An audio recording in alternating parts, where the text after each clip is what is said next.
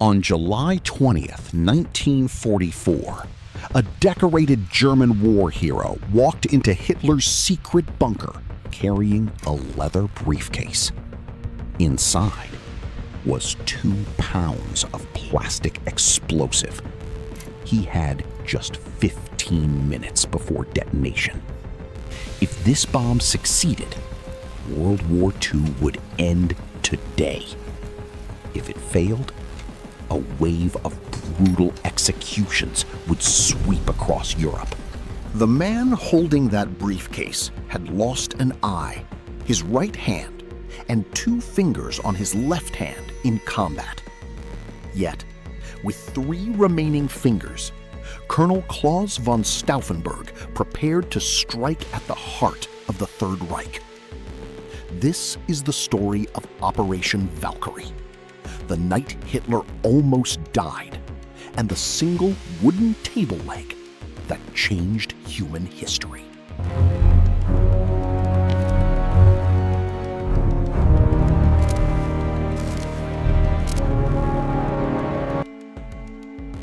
Welcome back to Vance War Files.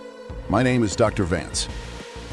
Today, we examine the most daring, meticulous, and fatal conspiracy in military history. By mid-1944, Germany was losing on every front. Inside the High Command, senior officers realized that saving their country required one unthinkable act: killing their own Führer. The war was unwinnable. Senior generals like Erwin Rommel, Ludwig Beck, and Henning von Tresckow saw the catastrophic truth. Every single day the fighting continued, thousands of young men were dying for a lost cause. But killing a heavily guarded dictator was nearly impossible. Hitler's schedule was erratic, and his SS bodyguards checked every room. The German army was bound by a personal oath of allegiance to Adolf Hitler. For many traditional Prussian officers, breaking that oath was a sin against God and country. But as the horrors of the Eastern Front unfolded and the death toll mounted into millions, a faction of high-ranking military leaders reached their breaking point. They realized that blindly following orders was no longer honor. It was complicity in madness. General Henning von Tresckow famously remarked, "The assassination must be attempted at all costs. For what matters now is not the practical purpose, but to prove to the world that the German resistance movement dared to take the decisive step." The conspirators needed an insider with direct access.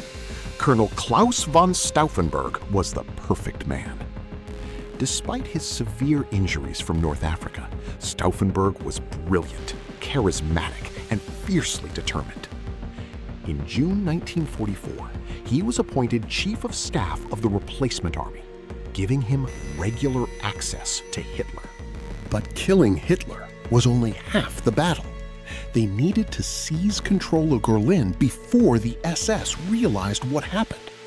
To do this, they hijacked a secret emergency plan created by the Nazi regime itself, codenamed Operation Valkyrie. Valkyrie was designed to deploy the reserve army during internal riots. Stauffenberg subtly rewritten those orders. If you want to discover more truths about military history, subscribe to our channel right now. Don't forget to like this video. It helps us a lot to produce more high-quality documentaries. And please, leave a comment below sharing your opinions or a story about veterans in your family. Thanks for watching. Once Hitler was dead, they would activate Valkyrie, accuse the SS of a rogue coup, and use the regular army to arrest Nazi leaders. They drafted proclamations declaring a new democratic government ready to negotiate an immediate peace with the Allies. Everything depended on total secrecy and absolute precision. Prior to July 20th, Stauffenberg had already carried a bomb into Hitler's briefings on 2 separate occasions. but both times he called off the attack. The conspirators wanted to eliminate Hermann Göring and Heinrich Himmler alongside Hitler to collapse the entire Nazi leadership in a single blow. But time was running out. The Gestapo was closing in. Several key members of the resistance had just been arrested. If Stauffenberg did not act immediately, the plot would be discovered and all of them would be executed. Stauffenberg made the final decision. The next meeting at the Wolf's Lair, Hitler dies, alone if necessary. July 20th, 1944. The Wolf's Lair, Hitler's top-secret headquarters buried deep in the East Prussian forest near Rostenburg. A massive complex of concrete bunkers hidden beneath heavy camouflage nets and guarded by minefields, electric fences, and elite SS patrols. At 6 a.m., Stauffenberg boarded a military plane in Berlin carrying 2 customized blocks of British-made plastic explosive. The summer sun was scorching. Upon landing at Rostenburg, he entered the heavily guarded perimeter, passing 3 security checkpoints with his official briefing papers. Time was running out. At 12:30 p.m., the briefing was scheduled to begin. Due to the stifling summer heat, the meeting was unexpectedly moved from the underground concrete bunker to a wooden briefing hut known as the Spurkreis 1. This minor venue change would soon determine the fate of millions. Stauffenberg needed to arm the chemical detonators. He stepped into a nearby washroom under the pretext of changing his sweat-soaked shirt. Using specialized pliers designed for his 3 remaining fingers, he attempted to crush the glass ampules containing the acid fuses. Acid would eat through a thin wire, releasing the firing pin in 10 minutes. Suddenly, an officer knocked on the door, urging him to hurry. In the rush and panic, Stauffenberg was only able to arm one of the 2 explosive blocks. He placed the primed block inside his brown leather briefcase and left the second block behind in his assistant's bag. He was walking into the room with half the planned explosive power.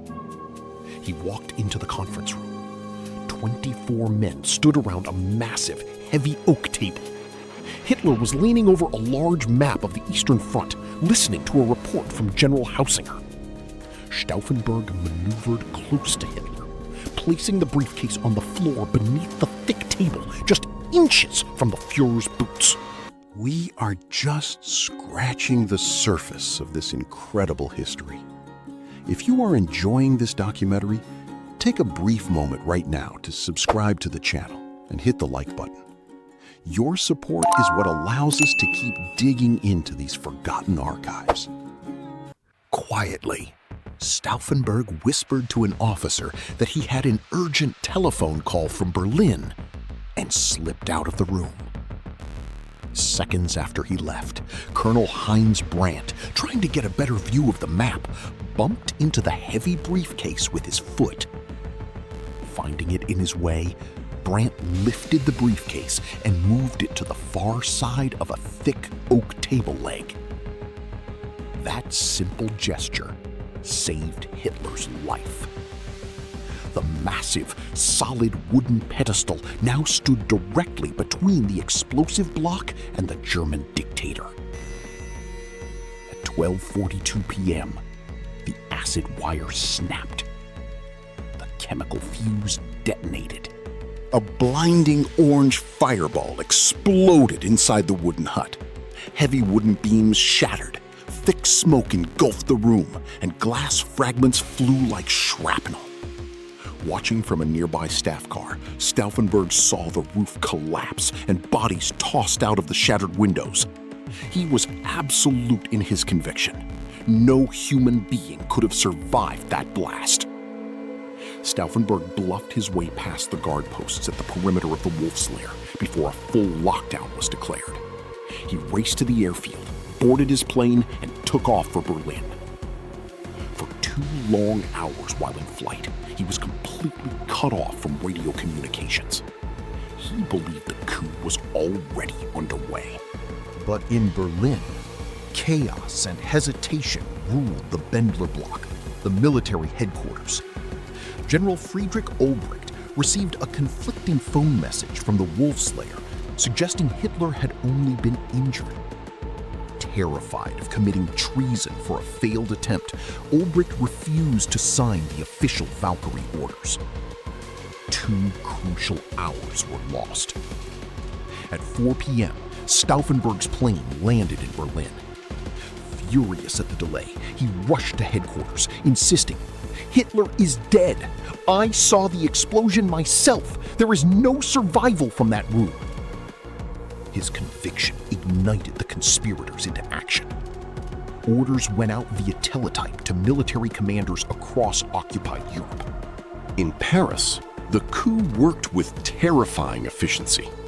Military Governor General Karl Heinrich von Stulpnagel issued orders arresting over 1,200 SS and Gestapo officers without a single shot fired. For a brief moment, French territory was free of Nazi control.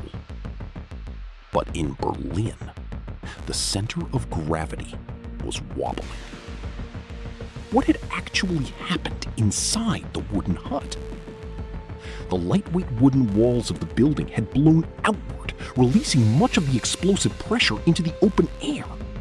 If the meeting had been held in the underground concrete bunker, the blast wave would have been contained, killing everyone instantly. Furthermore, the heavy oak table leg had taken the brunt of the blast. 4 men around the table were fatally wounded, including Colonel Brandt, the man who moved the briefcase.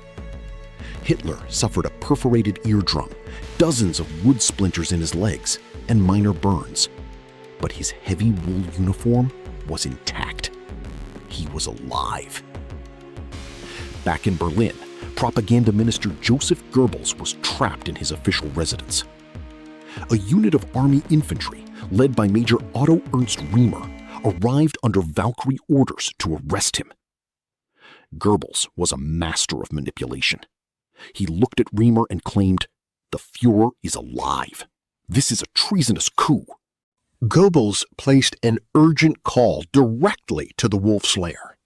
Within seconds, he handed the telephone receiver to Major Riemer. Over the line came the unmistakably raspy, furious voice of Adolf Hitler. Hitler ordered Riemer to crush the rebellion in Berlin immediately and declared Stauffenberg a traitor.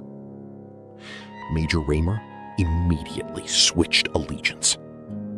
Instead of arresting Goebbels, he deployed his troops to surround the Bendlerblock headquarters, where Stauffenberg and the conspirators were barricaded inside. By 9 p.m., the army units loyal to the Nazi regime had sealed off all escape routes. Inside the Bendlerblock, panic erupted. Officers loyal to Hitler drew their sidearms and engaged in a brief gunfight in the hallways against Stauffenberg's men. Stauffenberg was shot in the shoulder. By 11 p.m., the conspirators were disarmed and captured in their offices. General Friedrich Fromm, commander of the replacement army, had known about the plot but remained passive. Desperate to cover his own tracks and eliminate witnesses who could tie him to the treason, Fromm hastily convened an impromptu court-martial. He sentenced Stauffenberg and 3 co-conspirators to immediate execution. Midnight, July 21st. In the inner courtyard of the Bendlerblock, under the harsh, glaring lights of military truck headlights, 4 men were marched out to a wall of sandbags. Colonel Claus von Stauffenberg, General Olbricht, Lieutenant von Heften, and Colonel von Quernheim stood before a firing squad. As the squad raised their rifles, Lieutenant von Heften threw himself in front of Stauffenberg to take the first volley of bullets. Reloading quickly, the firing squad aimed at Stauffenberg. Seconds before the shots rang out, 36-year-old Claus von Stauffenberg shouted his immortal final words into the night. "Long live our sacred Germany!" The volley struck. His body collapsed onto the cobblestones. By 12:15 a.m., the execution was over. General Fromm reported to Berlin that the treason had been suppressed, though Hitler would execute Fromm himself months later for his double game. Hitler's revenge was swift, barbaric, and absolute.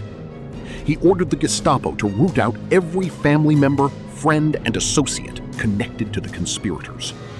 Over 5,000 people were arrested.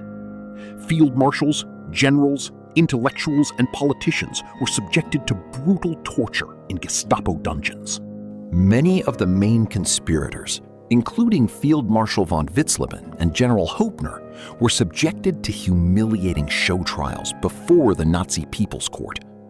They were stripped of their uniforms, verbally abused by judges, and sentenced to death by hanging using piano wire, a process Hitler ordered to be filmed for his personal viewing. The legendary Desert Fox, Field Marshal Erwin Rommel, was implicated in the plot.